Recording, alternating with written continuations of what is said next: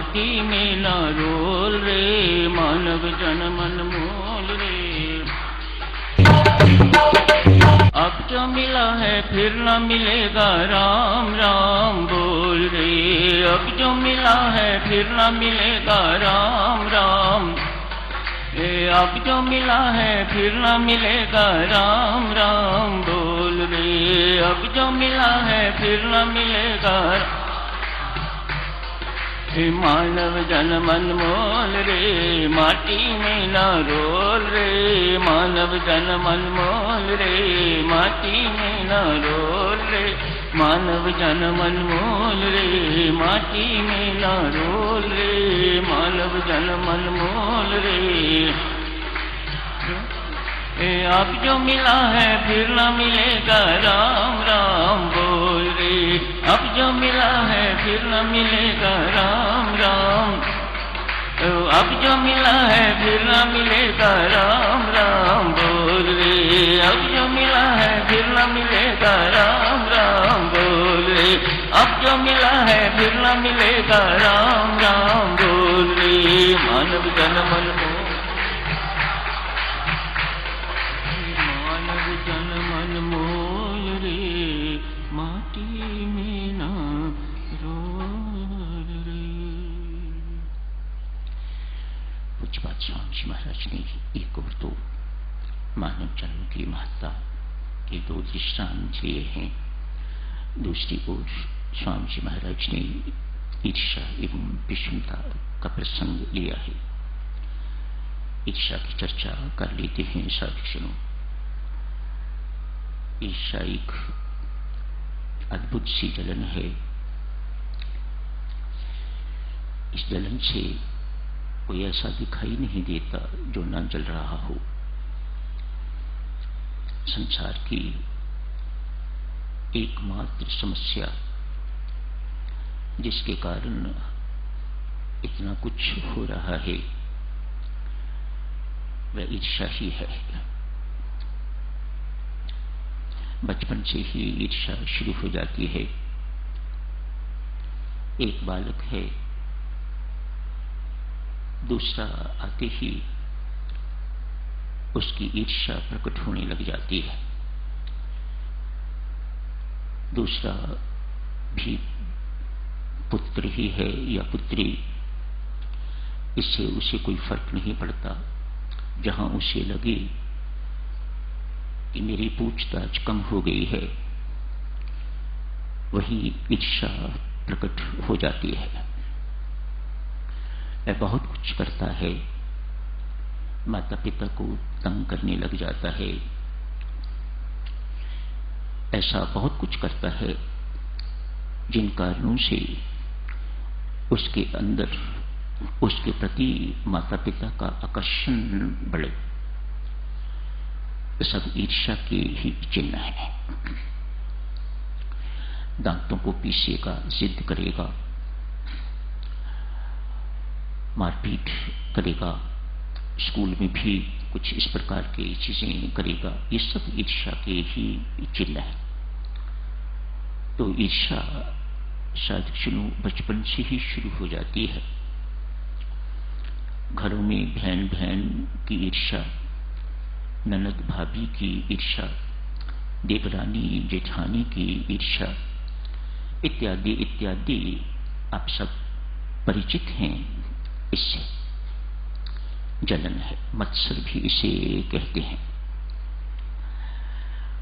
एक सोसाइटी है जिसमें एक ही तरह के फ्लैट्स बने हुए हैं। 120 फ्लैट, 200-400 फ्लैट्स, बड़ी सोसाइटीज हैं तो और बड़े बड़े फ्लैट्स। एक ही तरह के फ्लैट्स हैं, तो उनमें से किसी को एक दूसरे के साथ ईर्ष्या नहीं होती।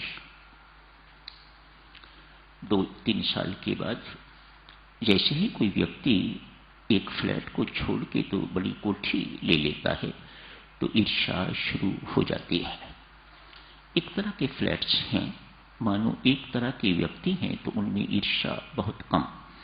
जैसे ही व्यक्ति किसी दूसरे को आगे बढ़ता देखता है, ऊपर चढ़ता देखता है, तो उसके प्रति ईर्ष्या शुरू हो जाती है। स्पष्ट है देवियों सज्जनों, जिसके प्रति आपकी ईर्ष्या है, आप मानो ना मानो, आप मान रहे हो कि वह आपसे आगे है, तभी उसके प्रति आपकी ईर्ष्या है। देखो, इस दुर्गुण से कोई ऐसा नहीं है जो परिचित ना हो, जेलिसी, जलन, लेकिन हर कोई सफर करता है इससे। रामायण जी में ईर्ष्या की तुलना सिंह का राक्षसी से की गई है, और इसी राक्षसी का पुत्र है राहु। इसका सिर अलग है, धड़ अलग है।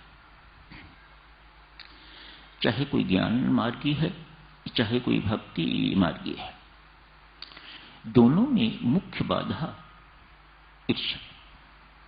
हनुमान जी महाराज बाल्यावस्था में सूर्य को पकड़ने के लिए, निगलने के लिए गए हैं। सूर्य अर्थात प्रकाश, और जहां प्रकाश होगा वहां अंधकार दूर होता है। स्पष्ट है, ज्ञान के लिए हनुमान जी महाराज गए। प्रकाश को निगलना अर्थात ज्ञान को धारण करना, उसको स्वालो करना, वहां राहु मिलता है। ज्ञान के मार्ग में भी बाधा ईर्ष्या। हनुमान जी माता सीता की खोज, भक्ति की खोज के लिए श्रीलंका जाते हैं। सागर पार करना है तो वहां रास्ते में राक्षसी मिलती है सिंह का, जिसका पुत्र वैरा। संत महात्मा इसकी तुलना भी ईर्ष्या से ही करते हैं। क्या करती है ये? जितने जलचर हैं उनको कुछ नहीं कहती है, ये राक्षसी सागर में रहती है। नवचर में जितने, आकाश में जितने उड़ने वाले पंछी हैं, बड़े छोटे इत्यादि, जो भी कोई उड़ता है, उनकी छवि, उनकी छाया जल में देख के तो उनको खींचती है।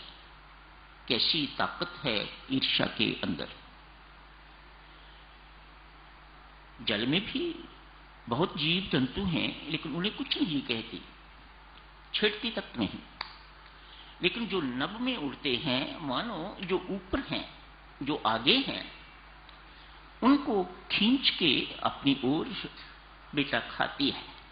हनुमान जी के साथ भी जब वो आकाश मार्ग से जा रहे थे श्रीलंका में, तो उनकी छाया जल में देखी तो उन्हें खींचने की कोशिश की। हनुमान जी महाराज के अंदर न अभिमान है न ईर्ष्या है, अतः मर दिया उसे, सिंह को खत्म कर दिया, उसको नहीं जरूरत आपकी। कुछ एक दृष्टांतों के माध्यम से शायद सुनो, इस रोग को समझने की कोशिश करते हैं। ये रोग जिसके कारण अनेक शारीरिक रोगों से हम सफर कर रहे हैं, हम जानते नहीं हैं। इलाज तो हम डॉक्टरों के पास जाते हैं करवाने के लिए, क्योंकि ये ईर्ष्या अपने आप को मैनिफेस्ट कर रही है शारीरिक रोगों के माध्यम से। हम जानते नहीं हैं, जाते हैं डॉक्टरों के पास, वो क्या इलाज करेंगे ईर्ष्या का? वह स्वयं ही बहुत बड़े सफरर हैं, तो वह दूसरों का इलाज क्या कर सकेंगे? ये कोई मलेरिया नहीं है जिसके लिए वह कुनीन की डोज देंगे या इत्यादि इत्यादि। ईर्ष्या है जिसके कारण इस शरीर में रोग उपजे हैं, मैनिफेस्टेशंस हुई हैं, तरह तरह की मैनिफेस्टेशंस हैं। देवियों सज्जनों, आओ थोड़ा थोड़ा करके से देखने की कोशिश करते हैं। चाइना की बात है, दो बहुत बड़े व्यापारी एक ही मार्केट में, एक ही बाजार में, आमने सामने उनकी दो बहुत बड़ी बड़ी दुकानें हैं। पैसे की कोई कमी नहीं, किसी प्रकार की भी कोई कमी नहीं। इसकी कोठी अगर इतनी बड़ी है तो उसकी कोठी भी इससे कम नहीं है। दोनों का आपस में बहुत जोर शोर का मुकाबला है। कोठी भी एक जैसी है, पता लगता है कि इसने नई कार, बड़ी कार खरीद ली है तो ये भी खरीद लेता है, अफोर्ड कर सकता है। दोनों के दोनों व्यापारी आमने सामने हैं,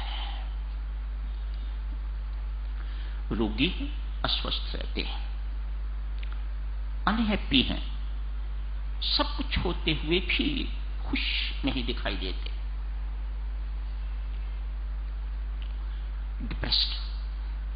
डिप्रेशन। डॉक्टरों के पास जाते हैं, वैसे तो कोई रोग दिखाई नहीं देता, लेकिन फिर भी डॉक्टरों के पास जो गया है वैद्य कुछ ना कुछ तो देते ही हैं। इलाज करा करा के थक गए हैं, रोग दोनों में से किसी का टस से मस नहीं हो रहा।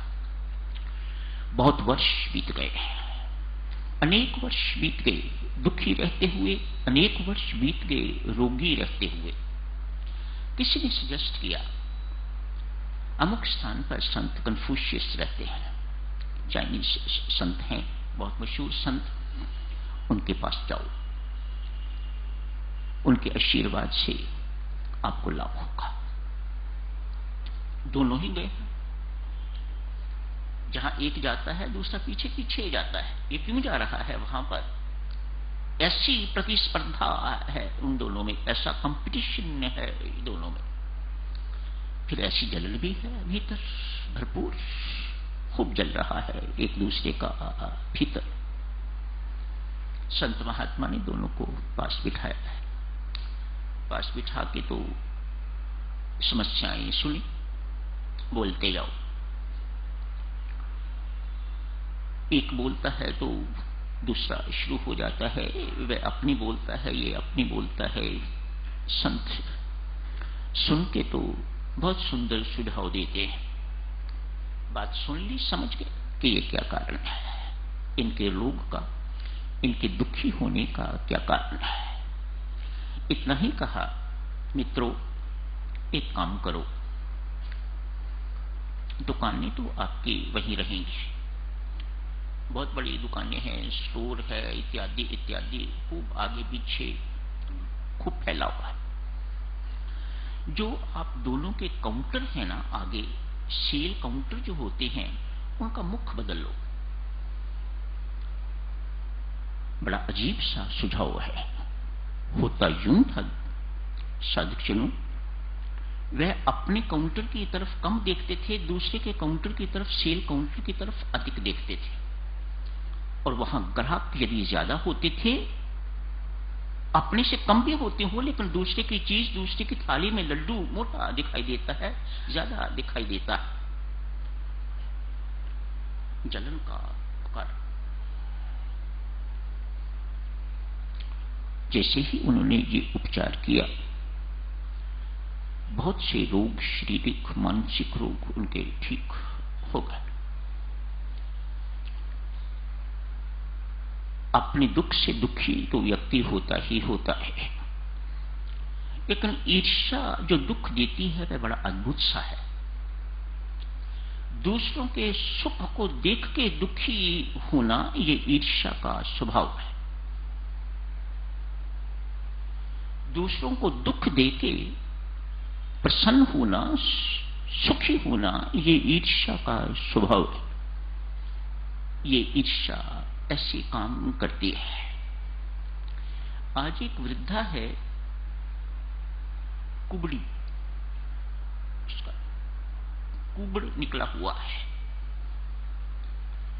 बेचारी कठिनाई के साथ बहुत झुक झुक के हाथ में सोटी है लिए हुए चलती है। लोग, बच्चे लोग, जवान लोग उपहास करते हैं, बूढ़ी तो कहते ही कहते हैं, कुबड़ी भी कहते हैं। इस बात को सुन के तो उस वृद्धा को बहुत दुख होता है। समय हो गया है साधुजनों, कल जारी रखेंगे इस चर्चा को, आज यही समाप्त करने की इजाजत दें। धन्यवाद। जब कोई चीज सुनाई जाती है मेरे अपने समेत, मुझे ये अपेक्षा रहती है, जो कुछ सुनते हो यदि अपनाने योग्य है तो उसे अपनाओ, और यदि त्यागने योग्य है तो उसे त्यागने का भरसक प्रयत्न करो। ईर्ष्या ऐसा ही दोष है जो त्यागने योग्य है। हर एक के जीवन में से, हर एक साधक के जीवन में से जिस जिस मात्रा में है देवियों सज्जनों, इसे निकलना चाहिए। ये चैन नहीं देने देगा। इस संसार में 6 व्यक्ति ऐसे हैं जो सदा दुखी रहते हैं। उन्हें परमात्मा भी चाहने पर सुखी नहीं बना सकता। ईर्ष्यालु उनमें से एक है। कल जारी रखेंगे इस चर्चा को। आज यही समाप्त करने की इजाजत दीजिएगा।